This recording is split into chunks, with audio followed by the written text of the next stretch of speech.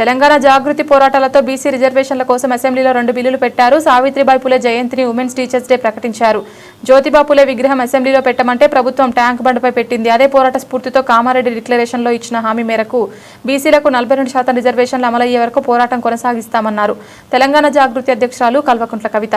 తెలంగాణ జాగృతి United పూలే front మన యొక్క ఉద్యమాల ఒత్తిడితోని ఇవాళ అసెంబ్లీలో 2 బిల్లులు పాస్ అయినాయి.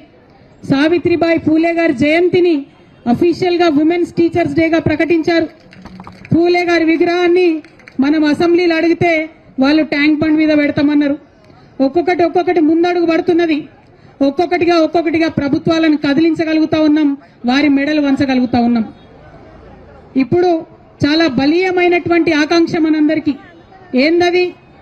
ఇవాళ జరుగుతున్నటువంటి లోకల్ బాడీ ఎన్నికలలో, రేపు తెలంగాణలో జరగబోయేటటువంటి స్థానిక సంస్థల ఎన్నికల్లో డిక్లరేషన్, కామారెడ్డి డిక్లరేషన్ లో చెప్పిన విధంగా 42% రిజర్వేషన్ ఇచ్చి తీరాల్సిందే అని ఇవాళ ఇక్కడ కూర్చున్నాం. 42% రిజర్వేషన్ కోసం 72 గంటల నిరంతర నిరాహార దీక్ష కోసం ఇవాళ ఇక్కడ కూర్చున్నాం. ఇది రాజకీయ పోరాటం